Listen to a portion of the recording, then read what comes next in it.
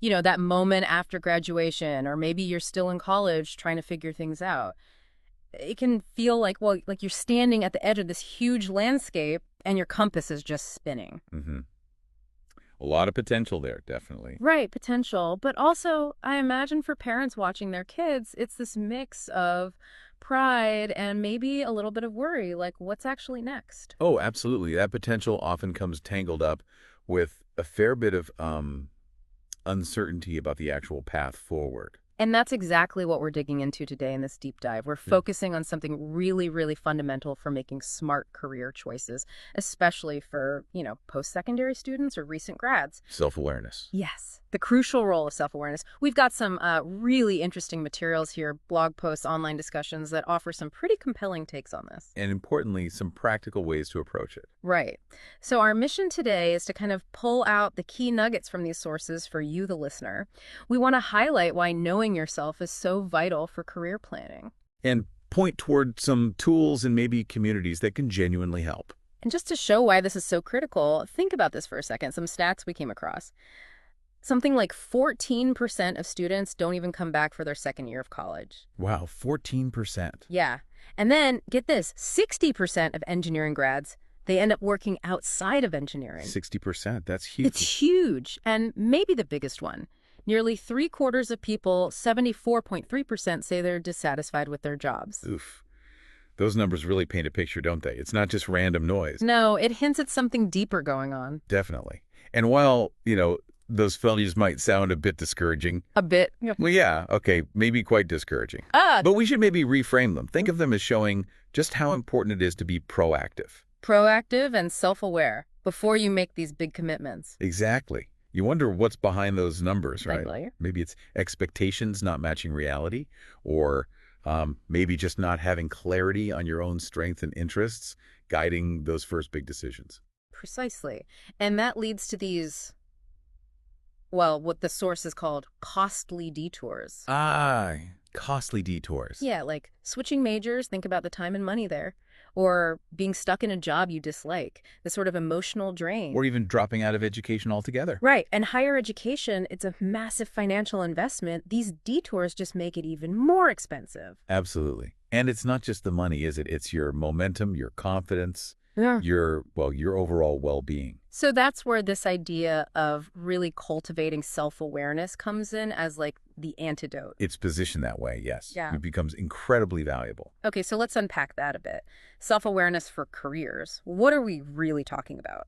Fundamentally, it's about having a really clear understanding of who you actually are. Okay. So that means knowing your core personality, identifying your natural talents, what you're genuinely good at, and recognizing what truly interests you, what engages you. And values too, right? What's important to you. Yes. Being clear on your fundamental values is critical. What matters in your work, in your life. When you have that kind of, let's call it an internal compass, it makes navigating those career decisions much, much easier. One thing that really jumped out from the sources was about the questions we ask. Like, instead of just, what job should I get? Which is very practical, of course. Very practical, but maybe the better, deeper question is, who am I? That's such a great point. Mm. Because what should I do often makes us look outside.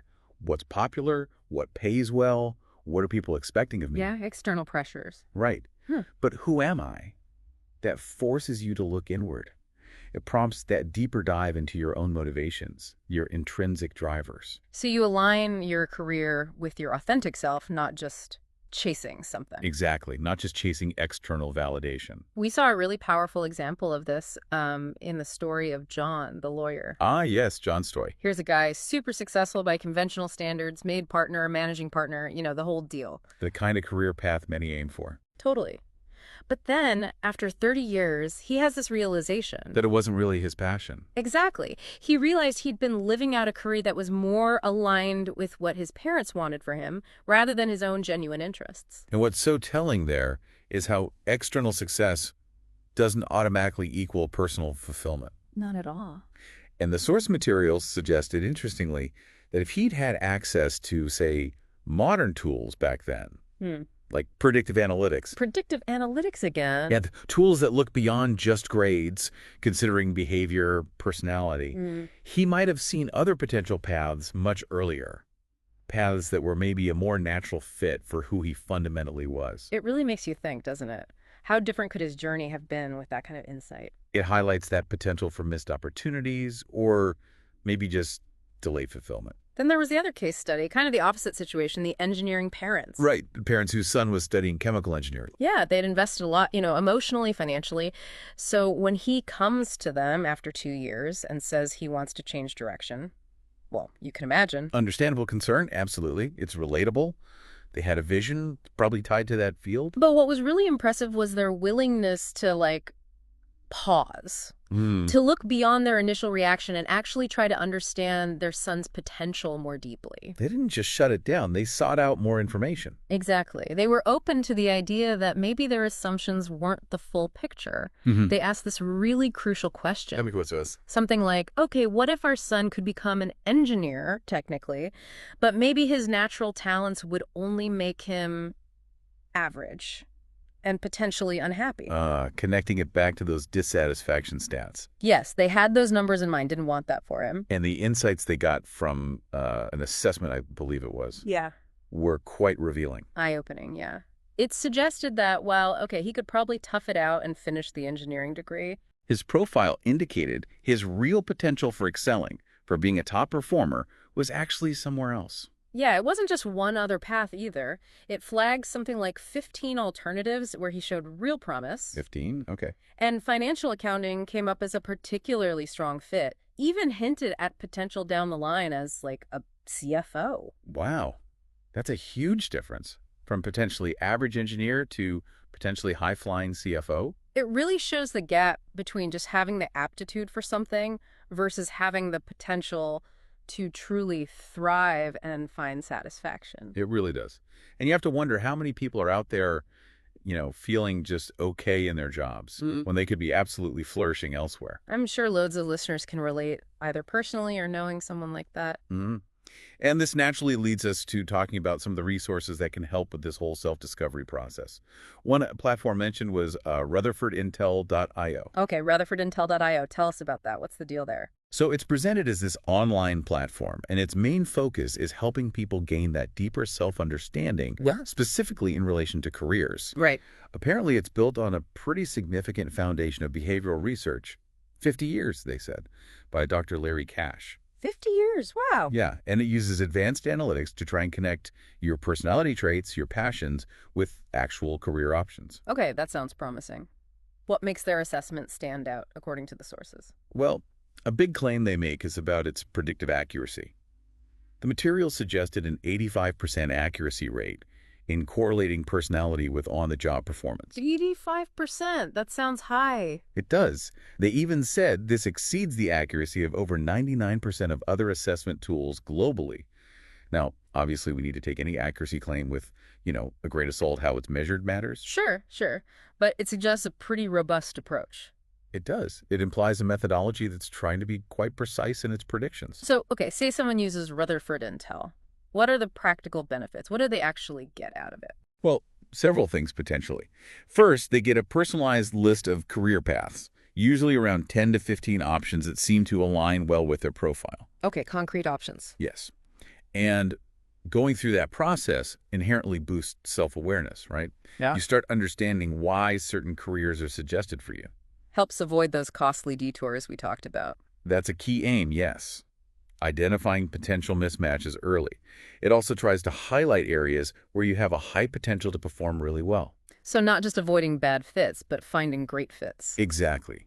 Ultimately, the goal is to provide that clarity, that sense of direction for making informed choices. And it was mentioned that it's more affordable than, say, the kind of big assessments used for C-suite executives. That was highlighted, yeah. Yeah. Making it more accessible for students or people earlier in their careers. Makes sense. And while the main focus seems to be individual career planning, the insights could also be useful for employers, understanding candidates or even their existing teams better. Right. That makes sense, too. Now, beyond just individual tests, the sources also really stressed the importance of, community and mentorship. Oh, definitely. That came through strongly. Engaging with online communities, connecting with mentors who've actually walked the path. That's incredibly valuable. Why is that so powerful, do you think? Well, you get access to different perspectives, right? Real-world insights you don't get from a textbook. Plus, opportunities to learn collaboratively and, of course, networking. That's huge. And Rutherford Intel, they actually have their own community channels linked to the platform. Apparently so. And they do something interesting. They organize them based on 4 different personality quadrants or styles. Oh, interesting. Why do that? The idea, it seems, is to group people with similar profiles to foster maybe more meaningful engagement, like-minded peer support. So students from different places could connect based on personality type. Yeah, connect with peers across borders, but also interact with professionals already working in relevant fields, getting that practical advice. It sounds like building mini networks within the larger community. They even used Columbia University's alumni network as an example. Right, as an inspiration, showing the power of those strong professional connections for opening doors and providing support. That's a good analogy. A strong network can make a huge difference. Definitely. Okay, another piece mentioned was something called TalentNet. What's that about? So TalentNet was described as this exclusive, kind of invite-only career portal. It's linked with Rutherford International. Invite only, so who gets invited? It's specifically for individuals identified as high potential, the ones who score in the top quartile on that Rutherford Intel assessment we talked about. Ah, okay. So it's not just a standard job board everyone can access. Exactly. It's positioned as more than that. It's designed to connect employers directly with people looking for mentorships, internships, and those early career roles, specifically targeting that top talent pool. Across different industries. Yeah, they mentioned 16 industries specifically, so it gives employers a way to proactively find promising people. And for the job seeker, the student, what's the benefit of being on TalentNet? Well, potentially, access to the hidden job market. Ah, the jobs that aren't advertised everywhere. Precisely. Plus, it's a platform to showcase your profile, your potential, and connect directly with companies actively looking for people like you. There was also mention of a Rising Stars program. Yes, within TalentNet. That seems focused on those really promising young professionals, highlighting their skills and ambitions, helping connect them with employers looking to nurture that kind of emerging talent. They used an example, didn't they? A computer science student with CEO goals. That's right, illustrating how TalentNet could recognize that ambition early and help connect them with the right kind of co-ops or internships to build towards that goal. That sounds like a great way to get relevant experience and build connections. And didn't they say getting a top score on the assessment gives you free access? Yes, achieving that top quartile ranking can grant complimentary access to TalentNet, which is, a pretty significant hook. Definitely a strong incentive. It really ties back into their focus on identifying and nurturing that high potential group. So listening to all this, it really brings us back to the start, doesn't it? The importance of getting going with this career exploration early on, like during your studies, not just when graduation hits. Absolutely. It seems key to avoiding those troubling statistics we mentioned earlier and those costly detours. Waiting until the last minute just seems like putting yourself at a disadvantage. Immensely so. There's just so much to learn about yourself, about the options out there. Early planning gives you the time to do that properly. So quick recap then. Why start early? It's about boosting your chances of finding work you actually enjoy, avoiding that dissatisfaction trap. Right. Making smarter choices before you've sunk years and thousands into one specific path. It's about developing that crucial self-awareness we've been talking about. And gaining access to these kinds of networks and opportunities, like the communities or TalentNet. Exactly. It gives you the runway to explore, understand your strengths, your interests, and really build a solid foundation. For a career journey that's hopefully much more satisfying and successful. So as we wrap up this deep dive, the core message feels really clear. Self-awareness. It's not just some fluffy buzzword. No, it really seems positioned as the fundamental cornerstone, the bedrock, for building a career that's genuinely fulfilling and successful for you.